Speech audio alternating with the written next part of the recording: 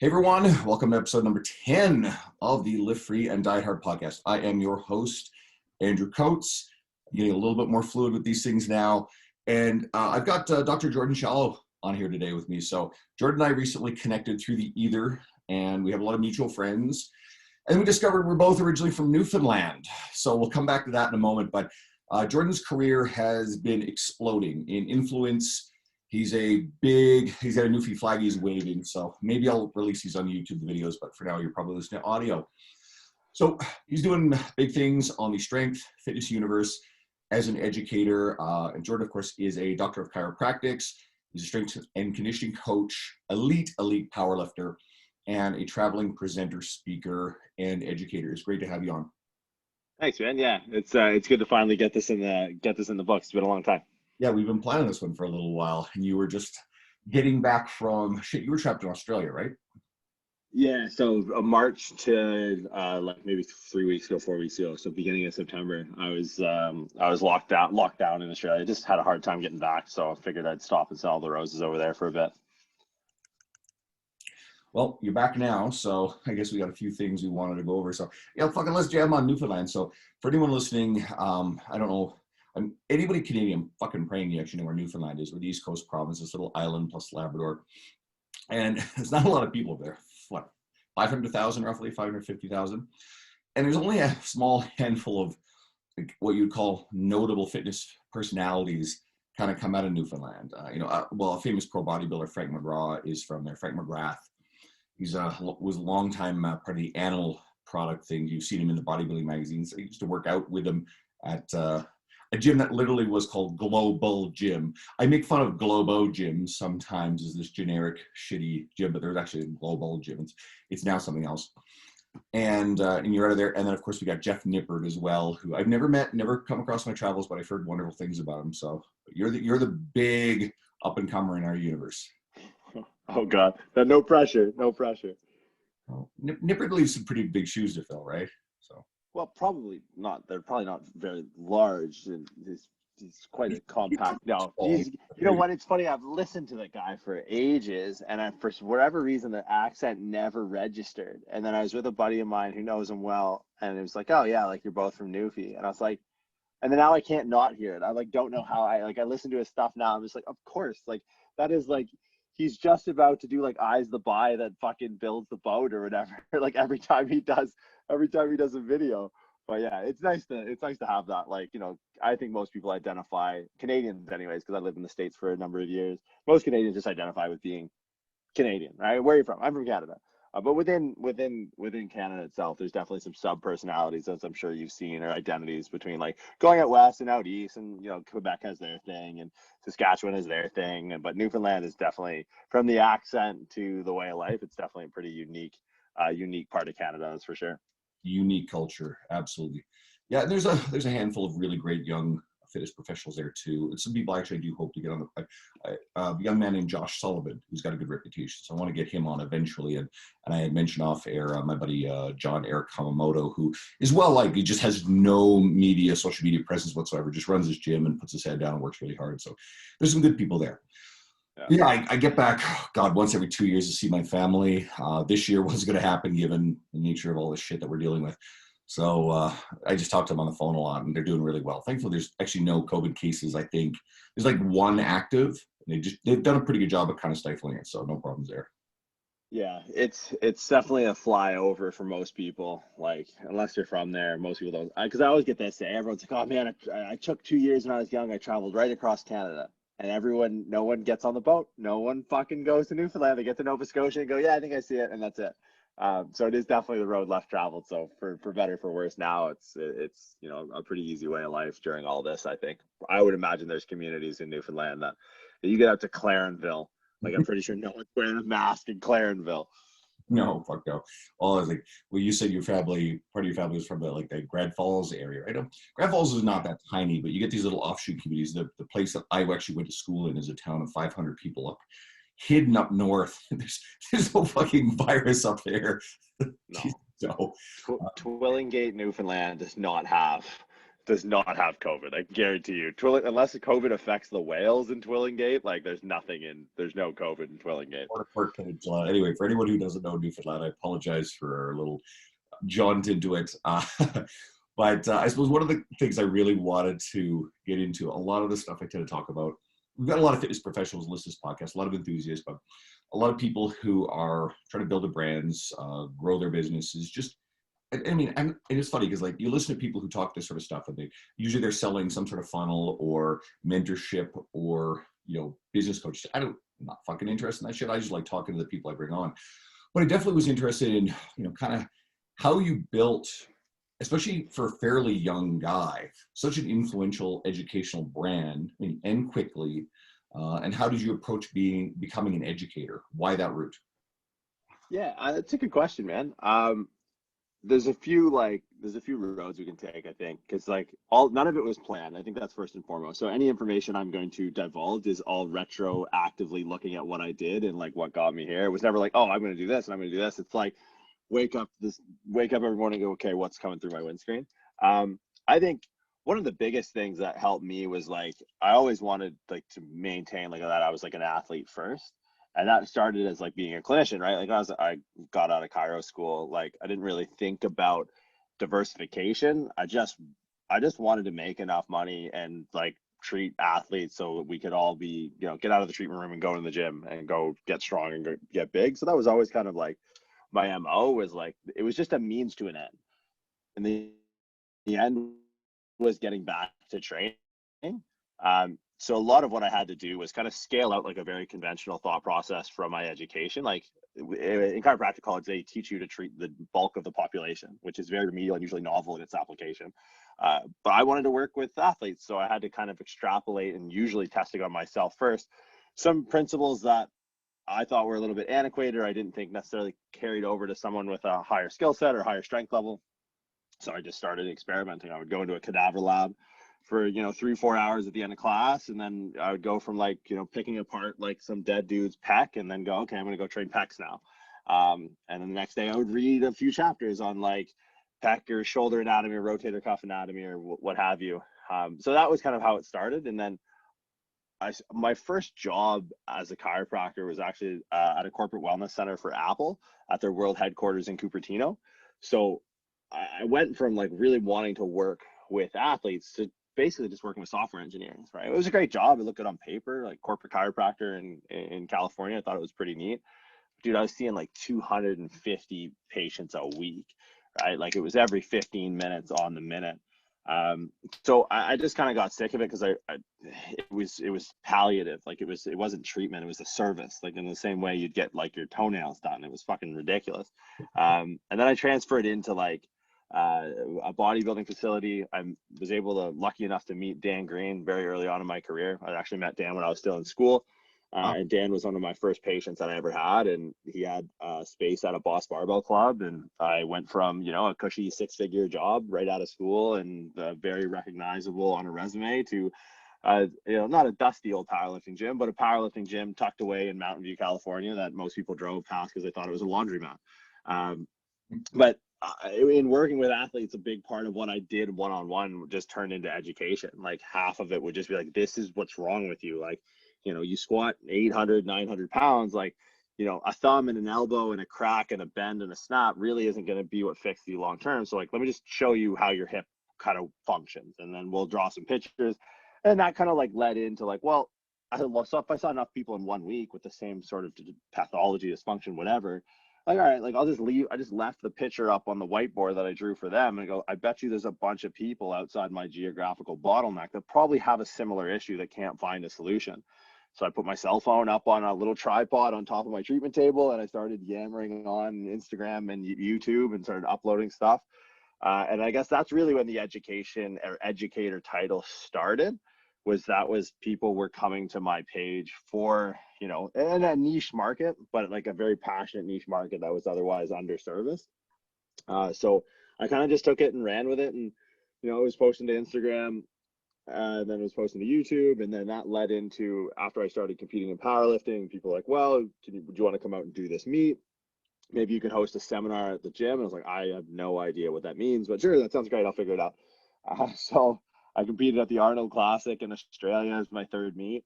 And to kind of bankroll the trip, I did 3 seminars and documented them on social, and that turned into a few more when I got back. And the next year I went back to the same meet and did 9. And then it's just one thing kind of led to another, and we started a podcast and then the online business. And yeah, it's really just just trying to say yes to as much stuff as possible, and putting as much value out there as I think I can. And now I'm here like 3-4 years later, and I guess that's a title that I would carry. It's always weird, like, oh yeah, he does like education stuff, and like looking around going, oh, me, oh, I guess, yeah, it's different for sure. You probably still think of yourself as a lifter first. All this other sort of stuff is bells and whistles. I try to, but fuck, these kids are getting so strong these days, man.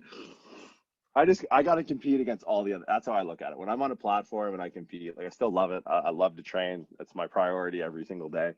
But like, I'm like, all right, who are the other educators out there? Who do I need to be strong? Because like, I can't compete with like the Yuri Balkins of the world on the platform, or Joe Sullivans of the world on the platform. Crazy squat last night. So yeah, it's just, I do it, scratches an itch. And it helps relay a message, I think, on the education side, because it is definitely my priority when adopting or adapting concepts. Is like, look, athletes first. That's kind of what I'm all about. I work in a gym that, while it has a straight powerlifting component, I don't like to think of it as a powerlifting gym. There's a lot of normal everyday people in there, but there's definitely a lot of powerlifters. And you get these 21-year-old 6'2" guys who are built like men's physique, who are doing astonishing shit. They're repping my squat max. I'm just like, what the fucking hell? And then, of course, you get all the little Asian powerlifters who are doing just astonishing shit. And someone is going to start talking, well, they get 2 inches of range of motion on their sumo deadlift. Fuck up. They're still holding onto it and pulling it up, right? So, but it's really cool to see. There's a lot of young people doing it. It's not all the bearded, beer-bellied, Viking-looking guys anymore, right? It's a lot of young people, a lot of women. Sport, I know, is growing in popularity. I know that the local federation just had a big meet yesterday, and I was just seeing some of the people who are doing it. And honestly, a lot of them didn't even look like powerlifters. Jacked, big people, but not necessarily look like powerlifters. So here's a line of thought that I wanted to dive into, because I'll come back to some of the career stuff. But whenever coaches, we're trying to, get our clients strong. I mean, that's the underlying thing, is getting people strong, but without getting them hurt. So are there any really critical things that, like, philosophies or approaches you're like, hey, this is a really key stuff you have to approach every client with to make sure we minimize the chance of getting them hurt? And I'll layer into that, are there any classic coaching behaviors that just add unnecessary risk, or popular misconceptions about safely training people? I'll let you just go with that stuff. Yeah, so let's unpack that. So from like an injury risk management standpoint, I would say the 2 biggest things that you should start your thought process from when it comes to, like, preventing. And again, I use injury risk management because I think prevention becomes more of a false flag, especially with the higher caliber athlete you start to work with. One would be basically technique and execution of lifts, and then the second would be programming. So in the day-to-day, in the micro of programming, it's going to be, how you set up, stabilize, and execute movements. That's going to likely be your number one factor. And you could spin off from there into like range of motion assessments and stability assessments and things like that, as I often do. But those have to, whenever we start to make decisions in the quote unquote corrected exercise realm, they have to be finite, and they have to have a runway of progression that leads back into, something that resembles lifting towards the objective outcome. So, when we see, unilateral movements, when we see unstable overhead kettlebell stuff, when we see rotational movements or anti-rotational movements, there has to be a logical sequence in how this is going to improve the biomechanics, technique, and execution of a lift. If you can do that for me, if you can tell me how this is going to, isolate a stimulus of instability through the rotator cuff, and that'll tie back in better for that someone has a closer grip bench press, and the humerus is going to go through more rotation. Okay, we've been able to draw that line, right? And this is not something we're going to be doing for, years on end. This is going to be something that has, again, a finite life span in a program. whether it's a mesocycle, whether it's in macro cycles. It's not something that we're going to have to rely on. Most people, when they start to splinter off into the corrective exercise, they can't see the forest for the trees, and it's like, we don't want to be professionals at warming up. We want to be, just big and fucking really strong and all that. So that would be kind of, again, my two overarching would be technique and execution. And then that's where we start to get a little bit more into like breaking down. I like to look at the body, shoulder, hip, and spine from the outside in-ish, and then kind of rib cage and pelvis from the inside out. And as we start to superimpose some biomechanical principles that govern each one of these, I always challenge people to create a rule book for the rib cage, a rule book for the pelvis, a rule book for the shoulder, a rule book for the hip, a rule book for the spine. And even spine, you could go cervical, thoracic, lumbar, and sacral. Coccygeal is just kind of like, well, keep your finger out of there. But a lot of people develop these systems these systems that are just an overarching rule book for the body without taking into consideration structure, function, relationships, how the hip is different than the shoulder, and so on and so forth. So we try and, it's hard because it's difficult. Like the human bodies have no obligation to make sense to you, right? So people are like, you're overcomplicating. I'm like, we're chimps with universes for brains. Like, fuck you, but this is the level of complexity that this topic really requires, right? Like if at some point you're not addressing ascending spinocerebellar tracts or primary premotor cortex, like you're just out there fucking jerking off in the gym. Like this is not actual training. So to put a finer point on the answer to the question, when it comes to injury prevention, injury risk management, your biggest assets are going to be technique and execution, and then proper programming. Fatigue management could easily be tied and to injuries appear. So on the back side of that question, common practices that I see a lot, just a misunderstanding, I think, of the stimulus of instability is probably one of the most. It's like cool to shit on unilateral work now, and it's like, again, so people don't have a fundamental understanding of how the nervous system works. So a lot of people, and I think it comes down to people don't really understand the study of biomechanics, because I sat in a lecture hall and Marty Frazier was one of my biomechanics professors, and he just started drawing free body diagrams and stick figures. And I think this is the problem when people are thinking that they're making all these, conclusions based off biomechanics. They think that's biomechanics. That's not fucking, what are you serious? That's 2 dimensions of a 4-dimensional creature being, right? Like we exist in 3 dimensions of movement and the dimension of time. You're giving me a snapshot, removing time and 2 dimensions of movement. Like, fuck you. Like, that's not biomechanics.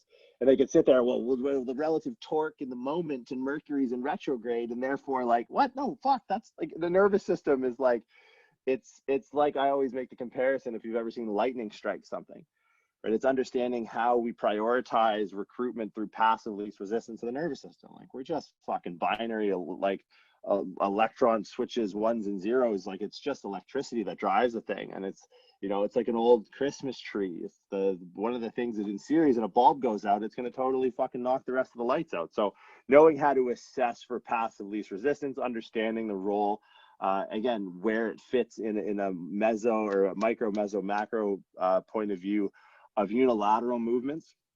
And then also know, like, when to fucking drop the hammer. Like, it's you're 6 weeks out for a meet, man. Like, you're probably not going to be doing a lot of like single leg RDL, unilaterally loaded Bulgarians. Like, you're probably going to be squat, bench, and dead. And I think that those camps have been so divided for so long that there's, someone's over here with a top knot and no shoes on doing fucking animal flow. And then there's, the guys who need fucking 4 wheels on their back just to hit depth. And it's just like, you got to have some middle ground there. So I think that's like one of the big things when I see common, just on both ends, right? Like the guys who are mobile and not strong, the guys who are strong and not stable. Like there's a lot of just misconception based off of identity. Like, I am this way in training.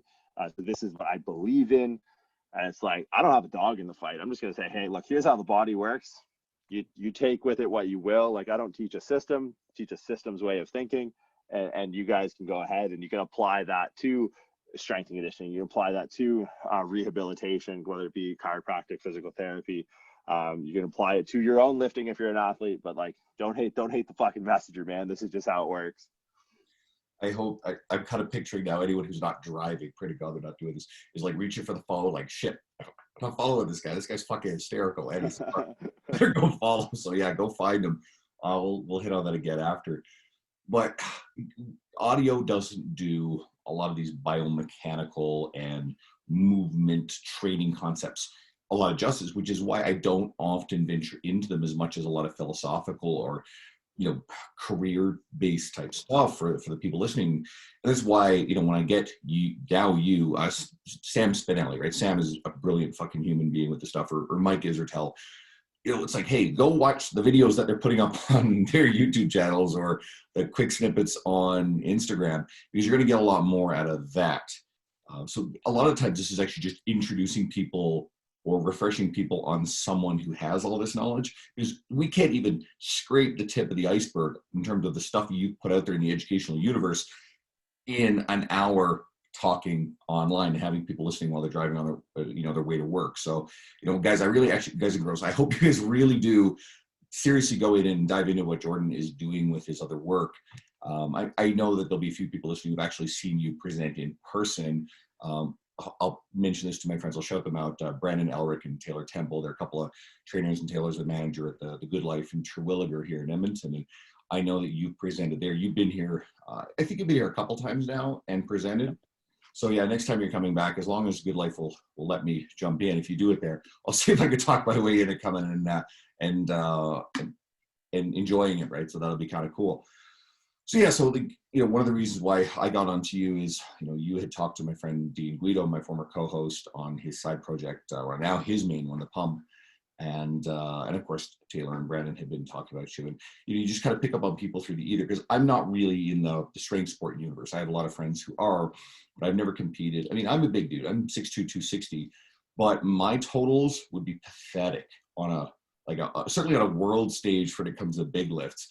And my left shoulder just doesn't love benching anymore. So I just keep it as dumbbells or whatever. But I still admire the hell out of people who are strong. So I don't tend to spend an obscene amount of time.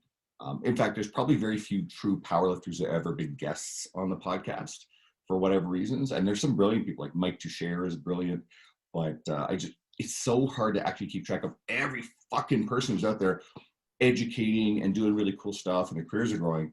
And I think maybe it's just like, oh, that person's a powerlifter. Okay, cool. Well, I'm not going to wander off into that territory. But you seem to have broken beyond just the strength sport universe into a career that's, educating, again, mainstream fitness professionals. Right? If you're showing up at a commercial gym and teaching personal trainers, then that certainly is growing beyond it, right? Yeah, I mean, I was always a guy that just did powerlifting. I was just lucky that my first coach and training partners were the strongest guys in the world. Like, you figure it out pretty quickly when you go into a gym and your training partners are Dan Green and Andrew Herbert, Emily Hu, and Christy Hawkins. Like, on most Friday nights, I'd finish up. We'd have team session at Stanford, so I'd finish up strength and conditioning up at the university, and then I would come back to lift around 6 or 7, and I'd be the only person in the gym that didn't have a world record in lifting. So it's just like, I remember going to my first meet. I competed, it was like 4 or 5 years ago now. And it was just like a backyard meet kind of thing in Santa Cruz. And I was worried that I was going to get dusted. Like, I was like, oh man, like, I don't want to do this. I'm going to get my ass kicked. I'm going to wear the stupid singlet. Like, that's like dumb. And they're like, are you serious? Like, dude, you're going to win this thing running away. And I think at the time my total was like 17, 20 or something like that. And like, that was my first total at that meet. And I got so used to like Dan stepping up after my last top set and then hitting 3 more ascending warm-up sets and then his top set. It's like, oh, okay. But yeah, it was always something that like, I was just like, I grew up playing hockey like most people, and I played like at the junior level, and I just liked competing in anything. So I definitely tried to shy away from as much I could the identity as a powerlifter, because I just knew, like, I was served this like hearty serving of humble pie from the second I walked in the first powerlifting gym. It's like, these guys are insane. And then 2, it's like, all right, well, if I can't be the best at that, what can I be the best at? I was like, well, maybe I can try to be the best, like, strength and conditioning coach, chiropractor, and powerlifter, and kind of draw from all three of these and allow it to kind of look through this sort of what I think to be like a unique kaleidoscope of perspective at some of the issues that, patients face in a clinical setting, or athletes face in a team setting, or lifters face in a gym setting. So that's kind of what I did, because like I saw the powerlifting writing on the wall very early. It's like, this is not going to the top. Like, this elevator stops far before the top floor. But yeah, I try and make it, because I think the concepts, if I can make them palatable, the impact, and that's kind of what I'm after now, is like, how can we create like a meta impact, where we used to go right, like a B2C, right? Like I used to go right to the consumer. I used to do seminars in powerlifting gyms with 30 people that just wanted to bench more weight. That was it. Or their shoulder hurt, or their knees hurt, or their hip hurt, or whatever.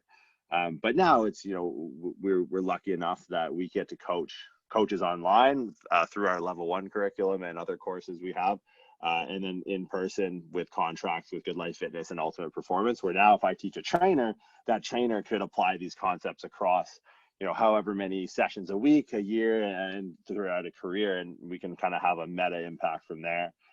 So I was always kind of prioritizing that kind of above all else. And yeah, I don't know, when people ask me what I do for a living, I don't know what to tell them. That's awesome. So, I suppose I did say I wanted to kind of pull it back into the career stuff, and you certainly went there. I think a lot of people listening, they're struggling with various, I like to put a lot of this stuff on my social media, they deal with imposter syndrome.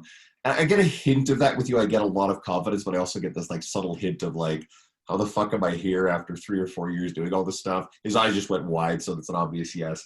So, let's jab on imposter syndrome. Like, at what point, if at all, did that sort of thought sort of pass from you, where to think you're like, yeah, like when I present, I feel like I belong up on this stage.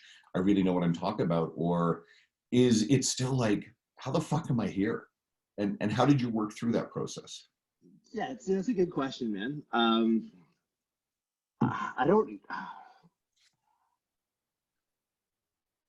I was taught when I got into school to practice how you want to practice, and I didn't really understand what that meant for the longest time. I thought it meant just do whatever the fuck you want. But I kind of realized once I got into clinical that it was like, no, like actually practice in the way you would practice playing guitar, or practice, playing a sport, how you want to practice, which again, like if you don't understand like the subtle nuances and context of those two words, it might get lost in you. So I was like, I always made sure that, if I didn't know something, I would tell someone. So I never dug myself into a hole, and which is like, you could fill a very large room with the stuff I don't know. So I think what allowed me to operate with a decent amount of confidence was just knowing where my boundaries were. And then if they were crossed, just like throwing my hands up and going, I have no idea.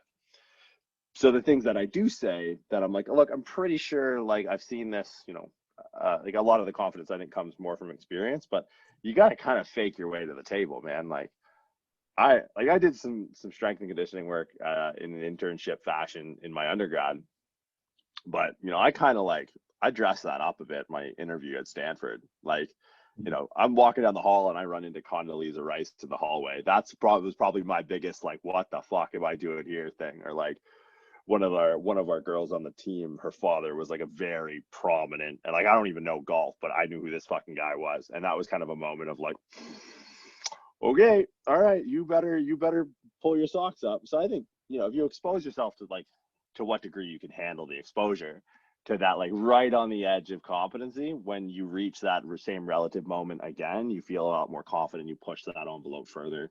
Like my first job was a huge fucking kick, not a kick in the head, but a huge like, I need to wear corduroys to work now. I don't even know what corduroy is. Like I need to wear glasses because I offend people visually when I walk into a corporate wellness center in the middle of the Silicon Valley.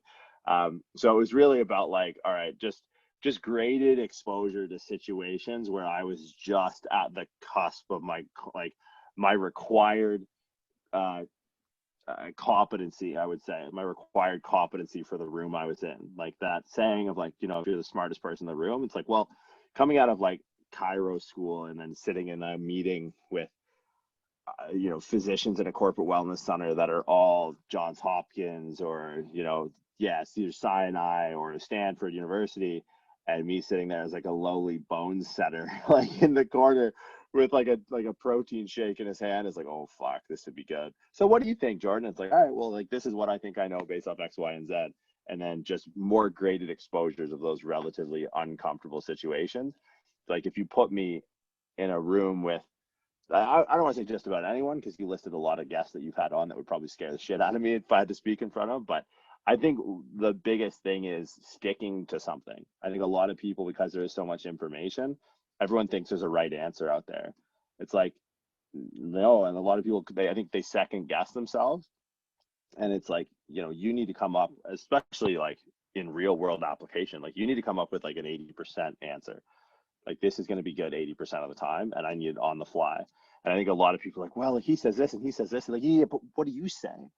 What do you think, right? Like, and a lot of people don't have enough experience just in their own training because they're constantly left just like switching the fucking channel. It's like, oh, I did GVT for 3 days, and now I'm going to go like block or wave or cube or DUP. It's just like, can you maybe do this for like 6 years, and you'll know the ins and outs, and then just gain some experience from it. But it's definitely, it's hard, right? Like you know, there is always, and I don't think I ever want to lose it. I'd be concerned if there was a day that came where I like didn't have that what the fuck am I doing here moment. Like I was meant to present pre-COVID with Eddie Hall and Ed Cohn at right? Fuck me. Like, all right, yeah, here comes the Netflix special. Yeah, fuck that. Right. And I was just, and if I ever got to the point where that was normal, I'd go to law school or I'd start something over. Like I just wouldn't do this anymore. Oh God, I know that feeling. I had a couple of thoughts in there. First one is, I mean, you're Canadian, and you know, I'm the co-organizer MC of you know, this Canadian or Evolve Canadian Strength Symposium. Me and Dean Somerset and the owner of Evolve Strength, where we both contract John Chung, we're partners in this thing. We had to shut down this year. Just was no way we could pull it off safely, but you know, we'll do it in 2021. But one of the things we do is, I mean, we usually bring up one or two Americans, you know, big names in the industry, but we mostly have Canadian speakers. So I'll figure out at some point, assuming it all works, but now you're on my list of people I probably want to put up on that stage. And that means that you're presenting in front of, well, let's put it this way. The lineup this year was supposed to include Jonathan Goodman of the PTDC, Christian Thibodeau, Jordan Syatt was going to be the one we flew up, Lee Boyce, Dean Somerset himself, Brian Cron is down in Calgary, Megan Calloway, Sam Spinelli, my friend Hannah Gray, who is here local. And yeah, so that's a pretty damn good list. And I hope I can get the vast majority of that list next year. I'm also going to try to get Krista Scott Dixon. So anyone, don't quote me as this is the lineup. This is just the people I'm trying to throw in there, right? So anyway, we'll see about that. But I think one sign for me that someone is on the right track, especially if they're experiencing a lot of imposter syndrome, I don't know how, I'm guessing you get a lot of engagement from your followers. You have a really large following. But I notice with mine, like I share a lot of these philosophical or technical ideas, you know, in the training realm. And I get a lot of like people who are like, shit, oh, fuck, I knew that. I wish I thought of that, right? It's like, cool. You know, you can trust that what you have to say is better than you think it is. It's more relevant than you think it is. You know, you've learned a lot along the way. You're coaching people. So you just got to not be scared to put yourself out there. And of course, maybe you don't have much of a following yet. Maybe it's not like, shit, I'm not even at 10K yet. That's my goal. I'm having fun with that. You know, after fucking around with all kinds of shit like the podcast and T-Nation and just coaching for a long time, I finally said, okay, let's get Instagram going this year. And it's been a blast. But, you know, let's say someone's got 500 followers. Okay, cool. Well, there's still a whole bunch of people who are interested in what you're doing. And if your shit sucks and you're just working on the way you deliver it, now's a good time to practice while you don't have as many people. Meanwhile, as you get better and better, this stuff's going to resonate. And most of the people who are following you are not following Dr. Jordan Shallow. They're not following Dr. Mike Isertel. You're their go-to person for fitness. And if you don't put your shit out there because you're afraid someone's going to criticize it or not like it, first of all, those people don't fucking matter anyway. Me and Maddie Frisaro talked about that in the very last episode. You know, you're not creating for the people who don't like you. Just get the shit out there, get better at it. And by the time your audience grows, you're probably going to be fairly practiced. This is true of Jordan Syatt, and I jammed on this about his YouTube stuff. You know, he's got a monstrous following. Meanwhile, he'll say his first YouTube video sucked. He coached Gary Vaynerchuk. Gary Vaynerchuk's earliest YouTube video sucked, and the guy is the pinnacle of media content creator philosophy. So when it comes to imposter syndrome, I also routinely said this, and I posted recently, if you have it, I treat it as a very good sign. I think it means you are someone who's caring, who is trying to get better, and you're on the right track. So if I get someone who, oh no, I've never felt imposter syndrome ever. I mean, again, I'm sure there's some people, but to me, that's a bit of a red flag. I'm kind of going, either you're not comfortable enough admitting it, or maybe you're a sociopath. I don't know. Yeah, and there's plenty of those out there. Yeah. Yeah, I think I mean, my advice I usually give to people is get out of your own way. It was the best advice that's ever been given to me, and it was from a friend of mine who is his name's Craig Capurso. He's was a men's physique bodybuilder. Did the John Lindsay first classic physique. Was with cellularebodybuilder.com, and he didn't like it. He just knew that I think he knew fundamentally that what he put out helped people. And it was like, all right, if I can do this and I know it's second nature and I can put it out there, I can also feed my kids and I can also help people. It's then I'm selfish to not do it that way. And I was like, okay. And I still go back, man. I think some of my best stuff was my earliest stuff where I didn't give a shit. I was like, I don't know if any of this is true. I think it's something that works for me. And I'll go back and I'll recycle it. I'll go back to my earlier post and go okay, what did I talk about when I was talking to 300 people? Now, production quality is obviously a lot different. We have videographers and editing and lav mics and all this shit. And I'm like, can I re-deliver this in a way and apply logic to it? What have I learned in the last 5 years, 6 years since I started doing this? And some stuff has changed dramatically. And I'll be like, oh shit, I cannot believe I said this, which is great. And I challenge a lot of people that we teach to look, if you still think the same way, I'll teach a level 1 course for our curriculum that I developed. And if someone were to take it, we've been doing it for almost 2 years now. If someone were who took the first one to now take next semester or this current semester, to be like, this is a whole different course. It's yeah, because I read more and I did more and it changed.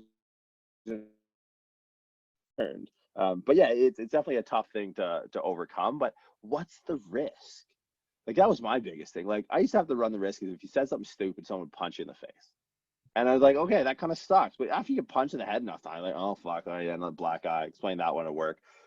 But oh, the mean person said something bad on Instagram. What? Get out of here with that nonsense. I don't give a fuck. Here's my address. Come say it to my face. And I think that's where I don't want to say the confidence that I didn't have the imposter syndrome or still don't, but I just don't care. I just don't care if you think I'm wrong. And I care enough to know that when I put something out, I think it's unimpeachable. And if someone thinks they got a hole or they got a problem with me, it's okay, text me. Oh, you don't have my number? Then you don't have a fucking problem with me. Right. So that's kind of how I look at it, man. And if you do become kind of numb, I don't want to say numb to criticism, because I think there are some people out there who challenge you to be better and think in a different way, which don't ever lose that. But oh, you're stupid, or knee wraps, or it's right, fuck, thanks, man. Thanks for stopping by. We'll see you next time. And I think I don't fundamentally understand how someone could be worried about, and this is maybe a wrong way to put it, but you have to just not care what the mean people on Instagram might say. I have YouTube videos where I've got death threats from some of my YouTube videos. Okay, again, I'm not worried about it. Here's where I live. If you want to roll.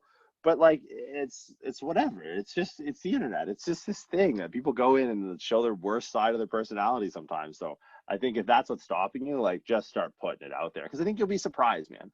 I think a lot of people now, especially in the fitness community, if you can put out things of value, because there is a lot of good and bad information out there, I think people are super receptive when you have that cerebral thought process in the stuff you put out.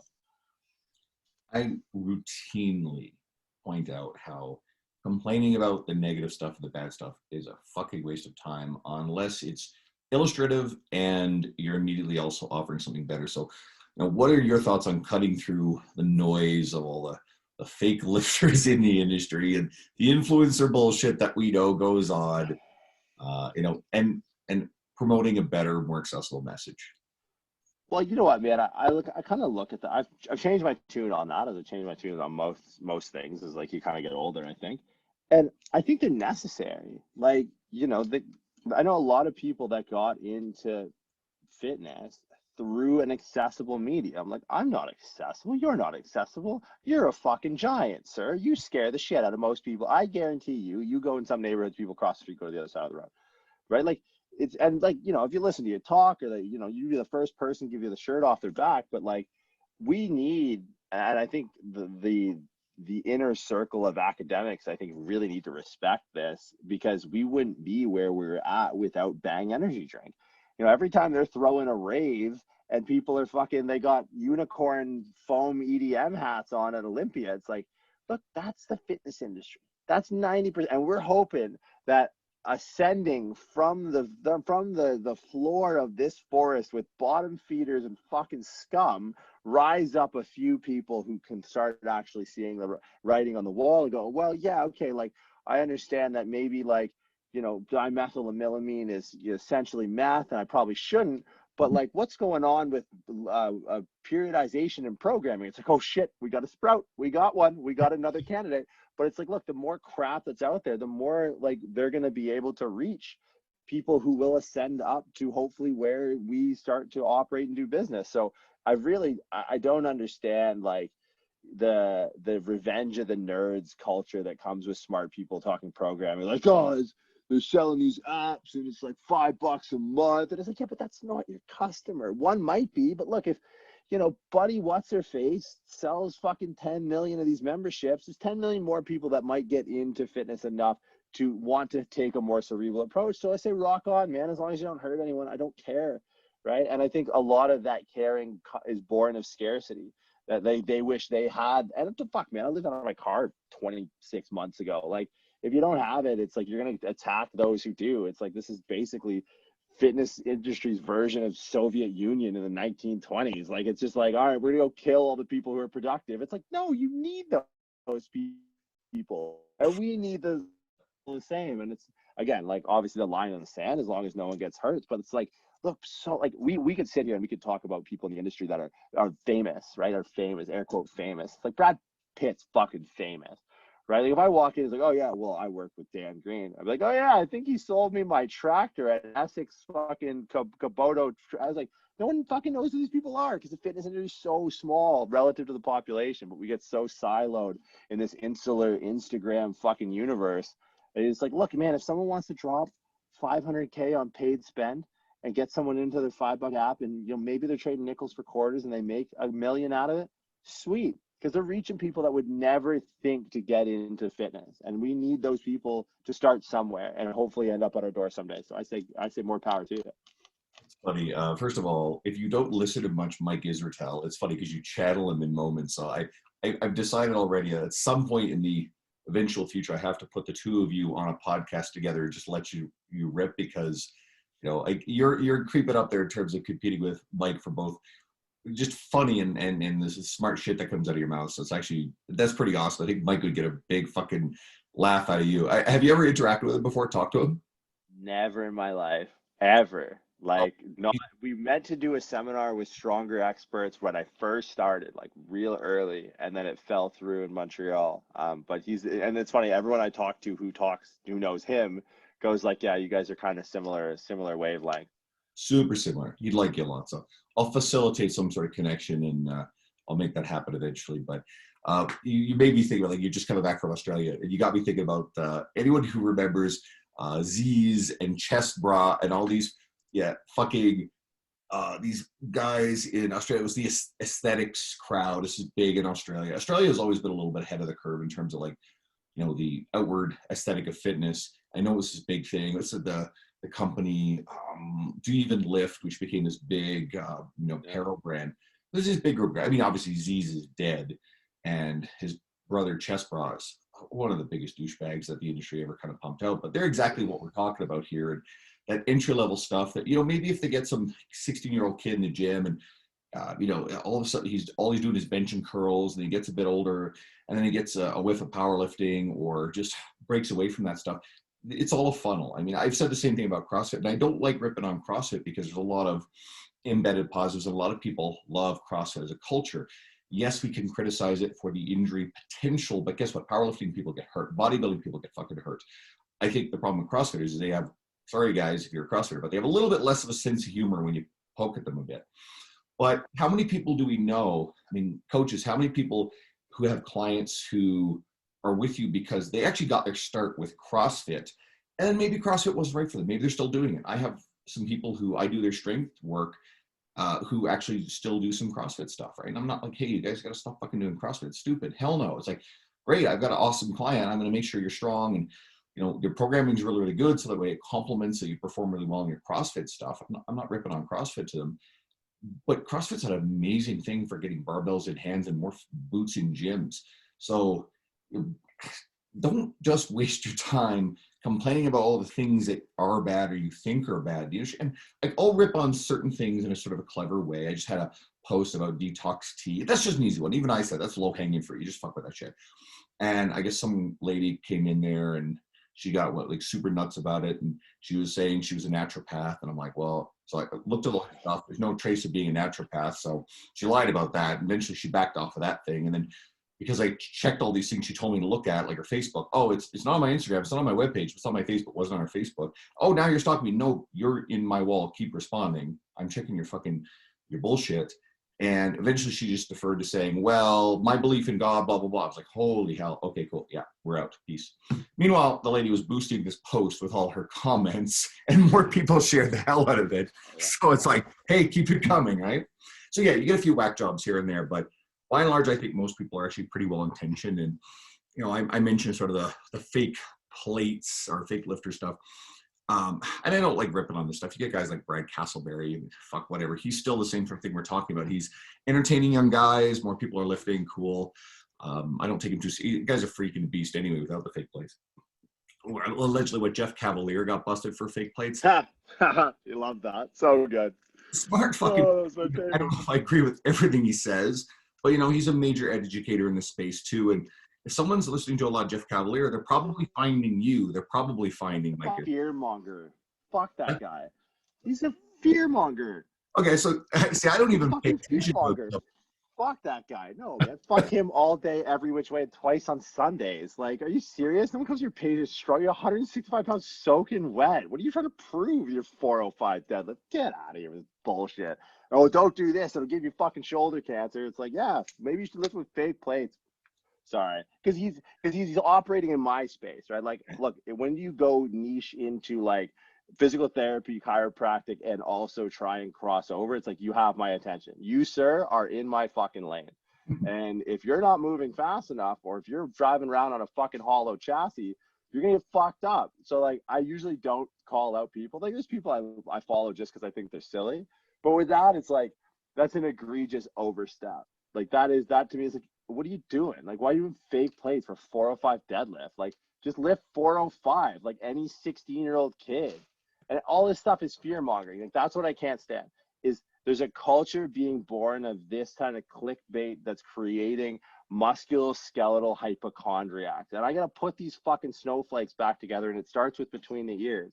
It's like, I grew up in Windsor, Ontario. Like, I can go out my front door and just see like not my front door exactly, but I walk a few blocks and I can see a meth head or two. And it's like, the human body is so resilient. Like, look at this meth monster, like breaking into cars, 80 pounds. Like, the human body is insane. Like, stop doing it this way. Red X, Jeff Cavalier, fake plates. Fuck off. Yeah, no, sorry. I had to jump in on that one. I can't let that slide. Well, I love it too, because I like the honest. Every once in a while we get a guest out here. Funny, I'm talking about Mike. What's it called? Mike Tor. What the fuck? Jesus. Lyle McDonald, a new one. And had some horrifyingly scathing shit to say about Lyle. Now, I don't want to jab on Lyle. I'll say this publicly, because Lyle actually, like, without even knowing who it was, someone shared one of my memes, and Lyle actually had some scathing shit to say. Didn't know the fuck I was, so I just responded to him, was like, this is, you know, exactly what I've heard everybody say about you. You know, that's a human that I will never put on this podcast, because no matter how smart you possibly could be, the fact that you are such an asshole to almost everyone you interact with, like, anyone I put on this podcast, I'm endorsing them. Now, I've made probably, one major mistake with an old guest. Anyone who's really in the know probably knows which one that is. I won't say it. And there's probably one other one that's like notorious for kind of being an ass for interacting with anyone who doesn't agree with them. So I'm very, very careful and thoughtful with who I put on the podcast. In fact, I kind of have a rule. Unless I really know someone's reputation or just powerful recommendation, you know, if someone pops up, I get asked, hey, can I be on your podcast? I'm like, usually I like wait 6 months before and I follow your shit and whatever. And then the person doesn't even follow me to see what I'm about. I'm like, all right, fuck, you're not interested in me. You just want to promote yourself. Fuck you. Go away. But if I put someone on here, I've got to know that, you know, if some trainer is following, maybe they're in the first year of their career and they're a little scared reaching out and they look at someone like you and like you're a larger than life personality, and like, oh my God, like I'd be annoying him if I messaged him, and you comment and ask a question on their wall. Like, I know you're not like that. You're going to turn around and be like, well, you know, hey man, like, oh, thanks for messaging. Here's blah, blah, blah. Here's, you're not going to be an ass to them. So I can't put someone and my stamp of approval on someone that I have a lot of information that suggests that they might be a complete fucking asshole to a follower of mine who trusts me. So that's kind of one of the ways that I work with who I put on here. Back to Jeff, I ultimately think what you do is, despite, you know, the nasty shit, I think you just compete by putting out better information and growing your brand and reaching more people versus, quote, whining about some asshole who's, you know, doing a shitty job, right?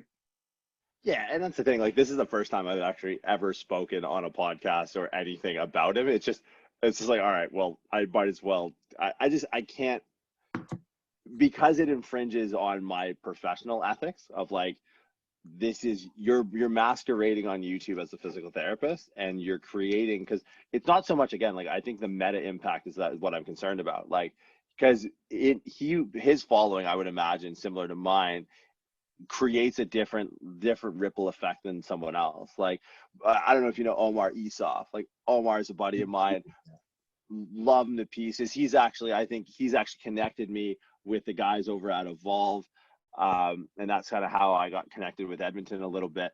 But like, Omar is, he's an entertaining, he's got a great channel, has great guests. I love everything Omar puts out. I think he's probably one of the most ethical people I've ever met in the industry or otherwise. But like, Omar's audience is like, you know, kids that are getting into fitness. He's leading them in the right direction. He's introduced a lot of resources. But that, I would say, that's kind of B2C, where it's like, if I'm a physical therapist coming out of school or a chiropractor coming out of school, and I see that this guy's a physical therapist, I could parrot what he's saying to an audience that likely isn't going to be going on YouTube, right? Like, some 50-year-old man comes in, he wants to get jacked. Now all of a sudden he's having a negative meta impact that's spreading unwarranted fear without context. And like, that's where I really start to step in. And it's like, look, again, like, we're resilient creatures. Stop doing this right now. Oh my God, call your friends. Like, you better get your affairs in order. If you do a lateral raise, you're gonna, like, fuck, man. Like, and then on top of that, like, you know, just to see that disingenuous behavior being manifested via fake plates is just, you're off the team, homie. Like, sorry, man, I can't. But that's the thing. The anecdote to a bad idea is a better idea, right? I literally have Muse accounts that I follow. There are people out there that I follow that are in this space, and I might tell you after, but I don't want to become any more inflammatory than I'm already being. That I follow just to see, like, okay, what is they're perpetually putting out what I think to be misinformation, and they're like my motivation or my muse. Like, oh, he thinks that. That is so 1974 that I'm going to do a post about this. And I don't go like, this is dumb, this is this. I just go, here, try this. I don't give any other negative context or anything like that. I go, you know, if you're having knee pain, maybe we should do this. Not like, this is stupid, do this instead. But yeah, like, it's just, it's hard to see, like, knowing how that meta impact can affect the end user is a pretty frustrating thing to see. And when you start to see devices like that, and look, human beings are human beings, right? Whether it's shreds photoshopping their athletes, like, which that should surprise literally zero people, to Jeff using fake plates and telling you lateral raises give you shoulder cancer. It's like, yeah, this is just how human beings operate. I'm sure in any other industry, right? Like, if I was into real estate, like, can you believe this guy's doing 0% whatever? I don't know. I don't own a house, so that's all I got. But it's just, yeah, it's behavior that I think, how you do one thing is how you do everything, right? So that's very telling to me when I see a situation like that, and it confirms a lot of my preconceived biases based off that behavior. Yeah, your integrity is everything that you do when no one is looking, and that spills into Right. stuff that you are. Jonathan Goodman, he's a recent guest friend of mine from the industry. He recently put out an article through the PTDC, and he highlighted all these sort of tricks as this photoshopping where you can make yourself look more jacked. And he was contacted by some writer for Yahoo, offering to include him in a top fitness business influencer thing, and was negotiating a price that John could plausibly pay to be included in this fucking article. This article is really funny. There's a couple other things too, and it's just about all this fake bullshit that's out there. But again, John has walked the walk by putting out good information for a very long time, and I think this is one of the very few instances where he sort of goes into that particular tone. And if you're going to call it the bullshit, you still have to spend the vast majority of your time creating good information, being positive with, positive message, positive engagement. And then it buys you the license to then turn around every once in a while and have a scathing critique of something specific. Otherwise, I try to walk a very fine line with that sort of stuff. It's very rare for me. Like, I think I call it Jillian Michaels for being a moron. I mean, first of all, Jillian's up in that space where we're not in the same space with her. And she'd told people not to go to gyms because they were unsafe because she got COVID. Meanwhile, she got COVID because she had a friend come over to her house and do her hair, right? And it's like, fuck off. Plus, you sell home workout DVDs. Jesus, right? So, anyway, we'll move off of that topic. I want to make sure that everybody knows where to find you. I hope that everybody will take a serious look at what you're putting out there. Because, well, I hope you're this funny on half your YouTube and your Instagram shit. I try to be, yeah. In the lectures, it gets really unhinged because I got you for 16 weeks. So when we do our lectures with the pre-script courses, I kind of turn it up to another level of irreverence. But yeah, I mean, Instagram, it's at @the_muscle_doc. Website for all the education stuff is www.pre-script.com. Podcast, iTunes, and Spotify is RX Radio. Like, if you want full send into the tinfoil hat, that's usually where we and that's if you ever have any questions, I usually tell people to email me or just send me a direct message either on Instagram or to my personal email, jordan@themuscledoc.com. Yeah, no, I'm definitely gonna be bringing you back. That's for damn well sure. And if anyone listening, if you are finding my podcast through Jordan, I mean, you're already listening to his and consuming a lot of his stuff. But if you like this one, I've mentioned a few people like Sam Spinelli and Dr. Mike Israel I've had on recently. They're in this sort of similar space to what you're in. So if you want to check out some more of that stuff, and obviously stick around, it's something that I'm a big believer. Like my social media, I'll shout it out because I do want to build more of a following, and I'm hoping people are sharing me with more people. If you feel like I'm helping you, this is to my regular listeners too. But it's always earned, right? Like, you hear about these things where pods and engagement groups and all this sort of bullshit. And I was like, fuck no. Like, I will never buy followers. Like, hell no. Every once in a while you get some sort of porn bot or like steroid account that they usually unfollow you after a little while. But it's my following is a highly engaged audience. As of time of recording, it's like 7,200 exactly on the nose. And my goal is to get to 10,000 by Christmas. Meanwhile, you're over 100,000. But no, I believe firmly in creating really, really good information and earning it. I mean, you're not where you are because it's a bunch of bunk information and a bunch of people. It's not, who the fuck is that idiot? Jay Shetty, who yeah, thank you. Yeah, he's an idiot. There's Monk. Apparently, he may not have actually ever been a monk. And I know that, what is it? Was it Yahoo or no, Facebook? Facebook, sorry, we're pumping this guy out, him and Pridzier. I don't know if Pridzier is legit or not. He sounds cool, but so Nicole Arbor. Now, not everybody's a fan of Nicole. I think she's funny. She's a comedian, right? So anyway, she's basically done a couple of videos on exposing Jay Shetty as a total fraud. All these like little quotes and things he puts up. You can Google them. You'll find them on memes or other people's quotes all over the internet. And there are hundreds upon hundreds of examples. The guy is a he's a plagiarist is the word I need. Yeah. So, I'm not interested in playing any trickery or games like that. Growing mine like you grew yours is going to be something that's all about authenticity and integrity. So anyway, if you like it, stick around. I'd love to have you on my media. Engage with me. Shoot me a message if you haven't, if you're a regular listener. But go please support Dr. Jordan Shallow. This is a real treat to have you on here. And anyone who is waiting for the next episode, I have Lee Boyce up in a week. So Lee's, a good buddy of mine, and I keep bringing him back as well. He's intelligent and fun to have around. And the last thing I always need to remind people is give me a review. God fucking damn it. If you've been listening for a while, you haven't reviewed my podcast, give me a review, okay? You can make it a 5-star if you want to, but just go and review the damn thing. It takes you a couple of minutes, and it helps boost me so more people can find me. All right. Thanks so much for coming on, and we're going to chat a little off here. Sorry, guys, you're going to miss out on the good stuff.